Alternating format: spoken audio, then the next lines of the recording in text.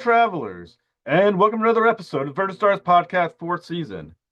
How my loyal listeners, thank you for continued support. Enjoy this amazing interview because Simon Furman boards the mothership to talk Return to Skull Island from Titan Comics. Now, come on board as we go traversing the stars. Hello, Mr. Furman. Thank you for coming to Vertical Stars Podcast. Look, great to be here. Thanks for having me on. It's totally my pleasure. So, we start with a question of inspiration. So, what inspired your love for comics and who your earliest influences? Yeah, well, I grew up reading comics from a very early age.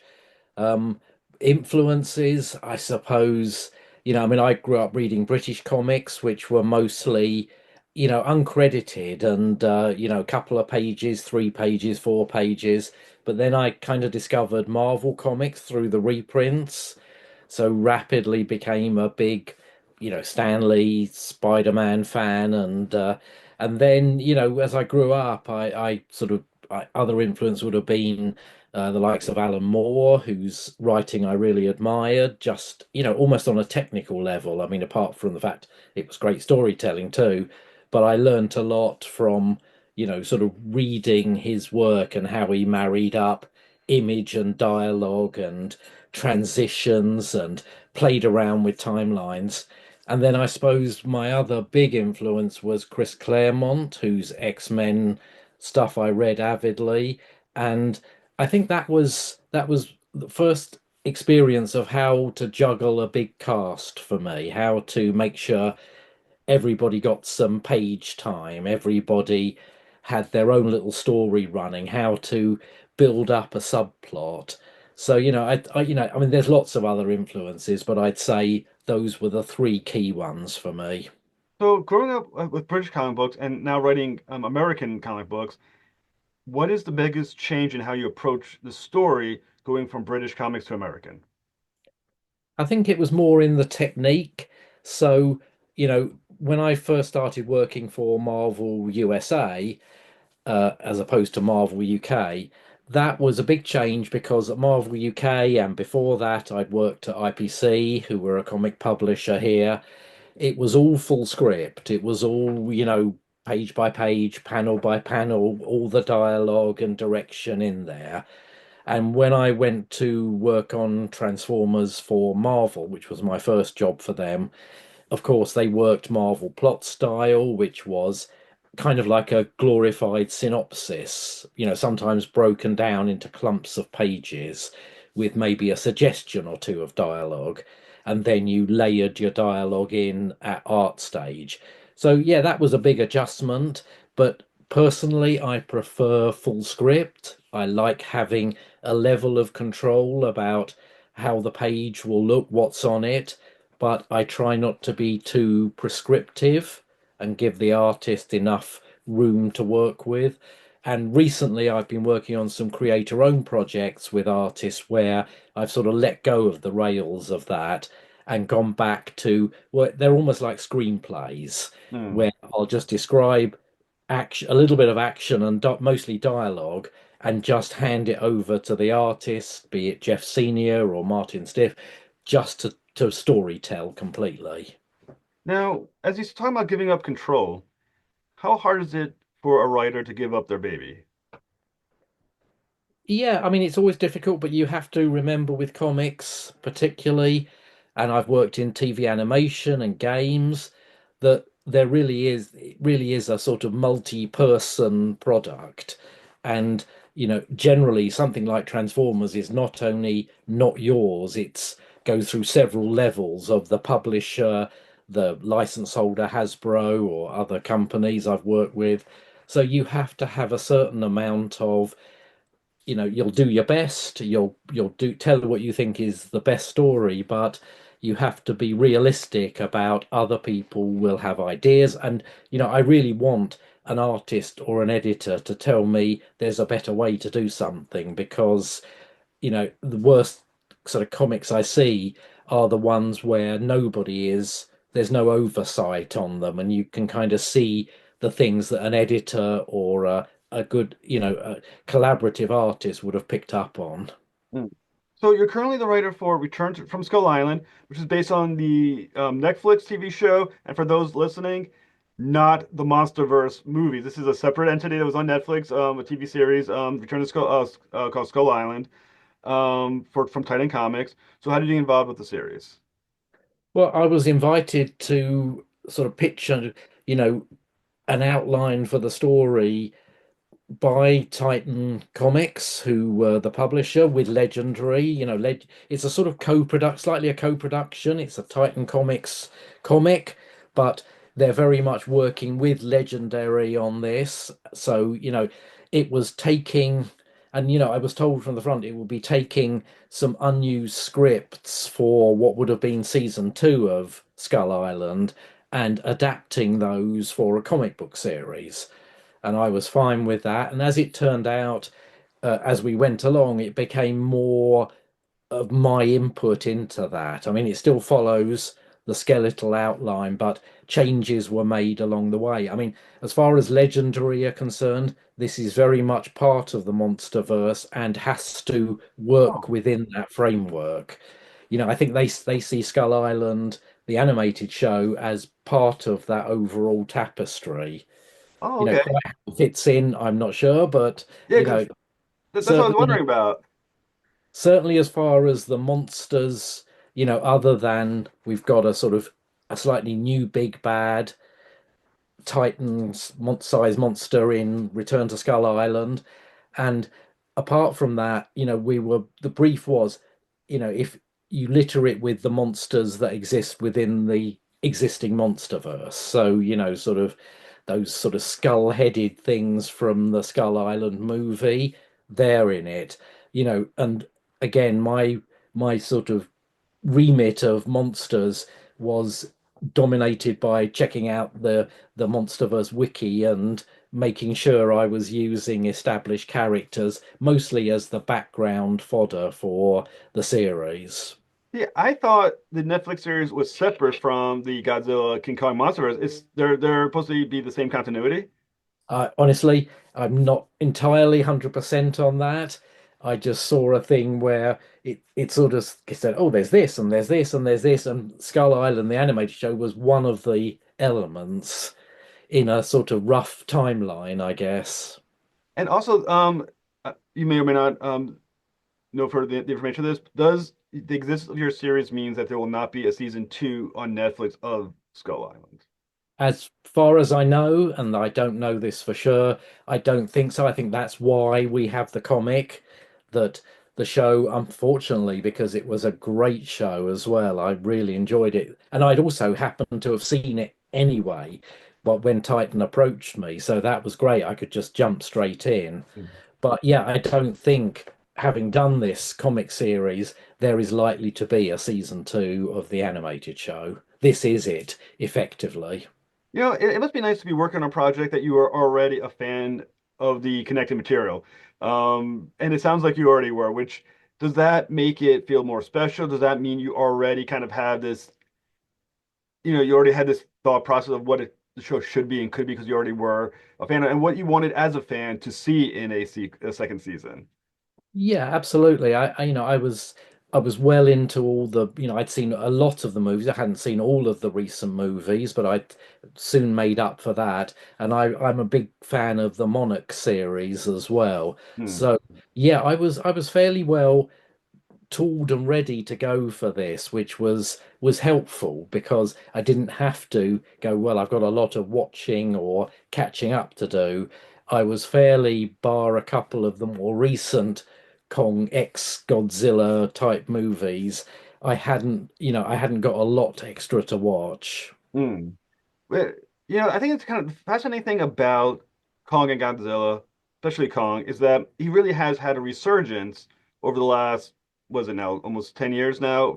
I think the first Godzilla movie of this MonsterVerse might have been 8 to 10 years. Why do you think they have become so, they've resurged so well over the last decade or so? I think in some ways there's a parallel with Transformers, my other sort of mainstay property.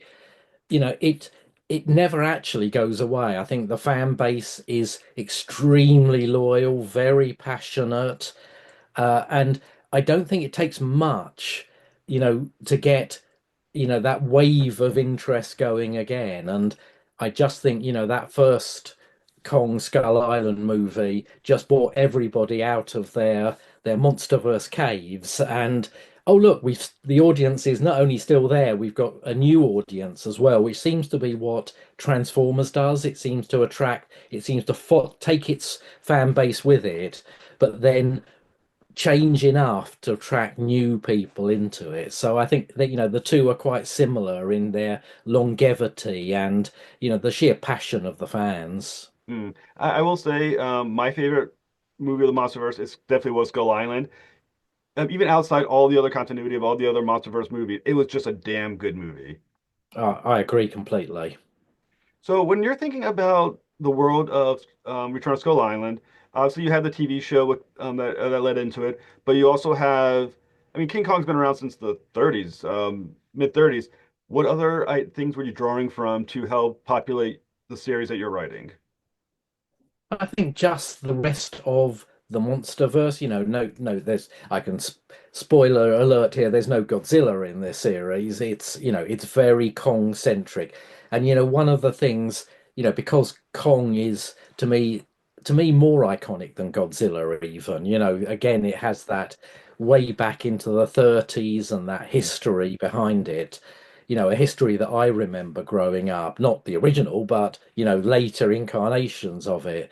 So, one of my first things when I got to grips with the series was to make sure it became a Kong series. It not just Kong isn't just in it, he's very much an integral part of the mechanism of the unfolding storyline in it. So, I wanted to be sure that in every issue, readers get their dose of proper Kong action, because to me that's the selling point to me, so I assume it's the selling point to the audience as well, just to have the lovable great ape front and center. And I thought they handled him really well in season one of the animated show.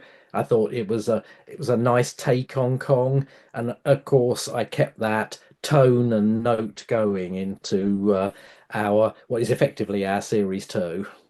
Now, you had to make several decisions when writing for Kong because he's a very interesting.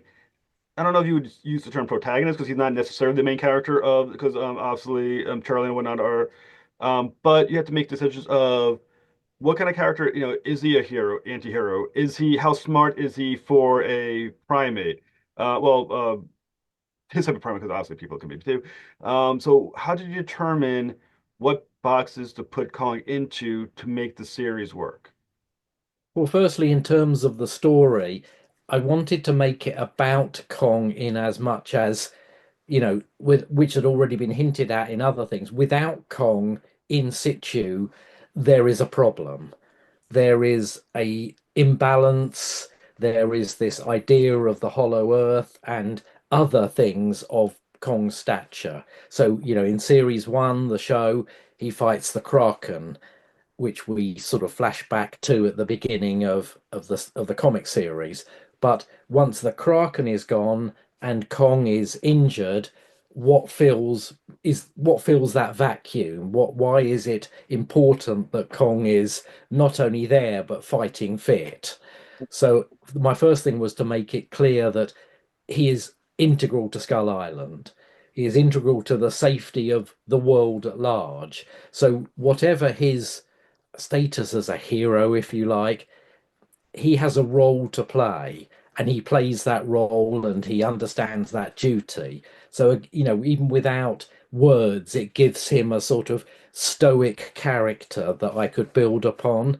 And then I had the chance just to explore a little bit about Kong's past. So we have a little bit where you know, we will see Kong younger, and also put a sort of temptation in front of Kong that he has to either resist or succumb to or overcome. So, there was a lot of layered story we could build in. So, yes, of course, Kong never speaks, never, you know, acts as other than as a giant simian creature, but we wanted it to be clear that you know, on whatever level, Kong and the people on the island understand how just the natural world of Kong and Skull Island marries up. So, from that we could build quite a nice character arc, strangely, with just an ape who sort of clobbers great big monsters. Well, I mean, he said something extremely important, which is Kong cannot speak. So you have to uh, portray his motivations to the audience in other facets. You can't just have Kong being like, well, today's been a rough day for me. I just have to take a nap. I mean? You have to like kind of show what he's doing and his motivations by just having him exist on the page. So what challenges did that bring to you? Well, I think, that's where you have the rest of your cast. As you say, Kong can't speak, but the rest of the cast around him, you know, the people who turn up on the island from series one, and some new cast members who join in the comic series, through them, it's through them we start to understand more about Kong, more about Skull Island, more about the sort of eco balance that exists, if you like, on Skull Island. So yeah, obviously a lot of that is through the actions or inactions of the surrounding cast that we learn more about Kong himself. Now, one of the other challenges that you're faced with is a reader of Return to Skull Island is reading for Kong, they're reading for the monsters, but you need to balance the human characters and make them, as much as possible, as interesting as these really cool cagey monsters. How challenging is it? And is it tempting to give too much space to the monsters and forget the characters? Well, I mean, I think a lot of the heavy lifting was done in the animated show by Brian Duffield, the series writer. He created a great cast of characters that I felt no need to tamper with. Charlie, that you had a sort of really good focal character right there, and the characters around him are rich and interesting and slightly offbeat and quirky, and even characters like Dog, you had a lot of fun to be had there with that character. So Annie's fantastic, and we move Annie out of her comfort zone, which is strangely Skull Island. So the end of the the series, the first series, was Annie suddenly in a city. And that is also a kind of, I love fish out of water things as story mechanics. So, her experience out of Skull Island is going to sort of, also be interesting. But no, there was very little do. We introduced some new characters, but largely the cast is the cast from series one. And like I say, Brian did all the heavy lifting there. Is it hard to Was it hard to find a good reason for Annie to travel back into Skull? I mean, I know you said that's where she naturally is, but from her mother and whatnot, it's not. No one is going to want to send her back to Skull Island for obvious reasons. Was that a hard thing to make to turn around and make and bring her back to? I had the scripts for season two, so I knew some of the mechanics. I might have tweaked some of that a little bit, but no, I think hopefully people will agree it happens realistically, organically, and in a way that plays into the character of both Annie and her mum, and that sort of strained relationship within them, and that both need to sort of give a little bit from their very hard stance in series one. Now, I assume you spoke to Brian Duffield. Brian, I think is his first name, Duffield, about what he was planning to do. Were there any parameters placed on you on what you could do with your story, or was it like it's yours, do whatever you want? No, I mean, it was very much, I would say, a combination of, the scripts we had and, the things Legendary wanted us to do with this series. So I was just receptive to all, and then got a chance to sort of structure the storyline and insert my own ideas, if you like, into that storyline and see what worked and what didn't, and you know, basically an animated show does not translate exactly into a comic issue per episode. So Hmm. there was some tinkering needed, some moving around of things, maybe even some streamlining just to, you know, we've got 22 pages each issue, so things have to move on at a fair clip. So, no, I mean, I brought hopefully enough of my own style and story content to it, but a lot of that was there, the large tent poles of the progression of the story were already in, not in stone, but they were markers for me to follow.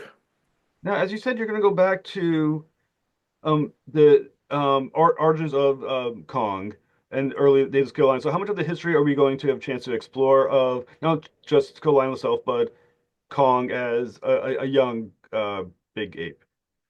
Yeah, I mean, again, root, the space we've got to play with is an issue, but and we didn't want it just to be a flashback for no great purpose. So when we do get to a younger Kong, there will be a reason for that we're going back there that plays out in the present day story. So yeah, it was fun to do, but we wanted to make it a part of the narrative, the present narrative as well. So yeah, it's not just an idle, oh, let's go back and see what Kong was doing. It's very much centric to the story and like I say, the new big bad we're introducing. Now, and I know you can't give away spoilers, but are we going to see Kong parents? Um, well, I think there's no point sort of saying maybe because no, we're not. Okay. Not in this series anyway. So, Who in knows, your down the line, maybe, but at the moment, no, that's not part of the narrative. are we going to figure out? I mean, once again, talk about motivations for Kong because that's something that always kind of sticks with me. Is Kong is basically a good, I'm gonna say a good guy, a good ape, I guess, a good ape. Do we? A lot of the monsters aren't. Do we kind of get a sense of why does Kong want to be this good force of nature on this island? I think it's through his interrelationship with humankind that he's come to see them, not just as some sort of scurrying thing or prey, but he feels a sense of responsibility to them. The first season of the animated show had it. We see him with a previous almost companion, if you like, on the island. And, I think it's through that interaction that he becomes something more than just one of a mass of monsters from, the Hollow Earth or wherever. Now, the first series had the Kraken, which was a very cool monster. Kicked Kong's ass pretty good for quite a bit of the story. How tough is it to make a monster to top it?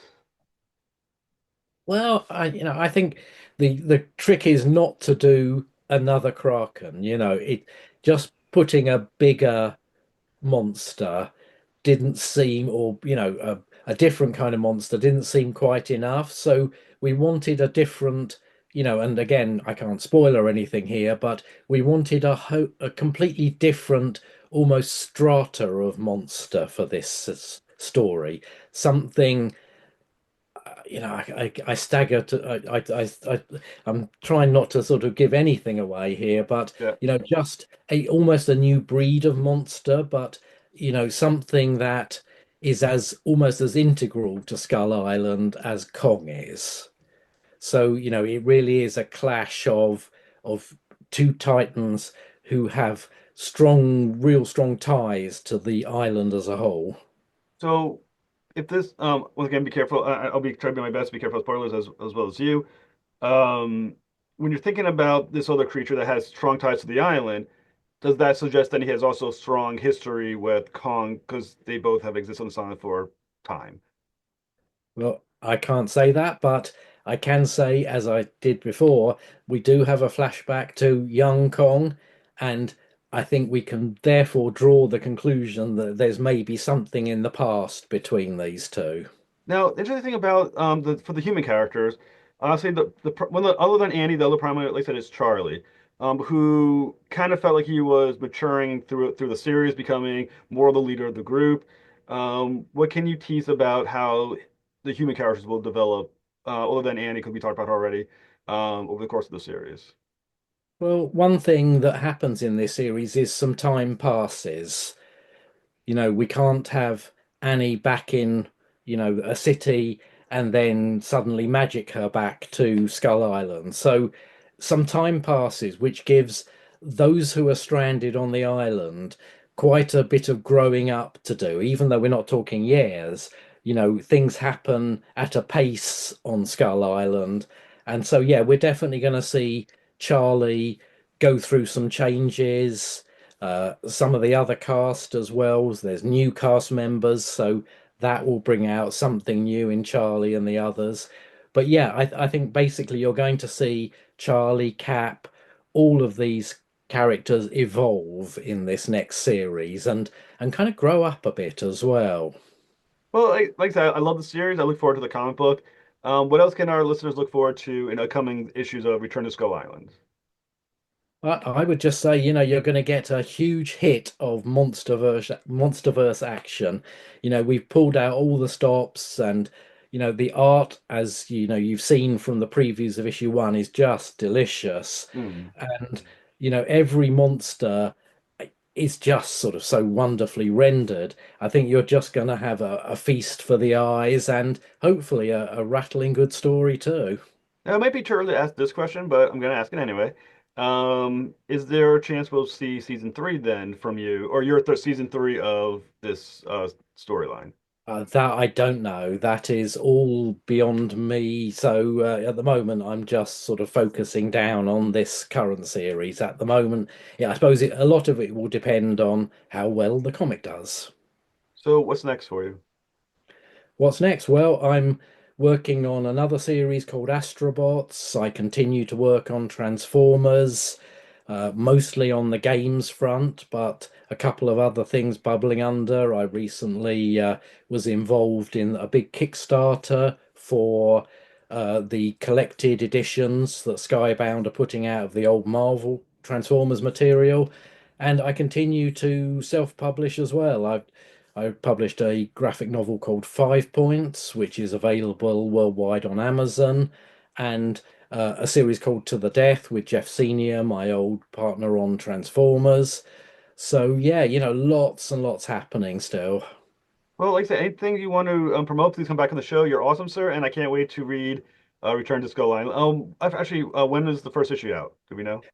First issue is out June, I think it's June the 18th. It's whatever the Wednesday New Comic Book Day of that week is. But yeah, it's just about a month's time until the first issue hits the stands, and I'm waiting with bated breath to see what people think.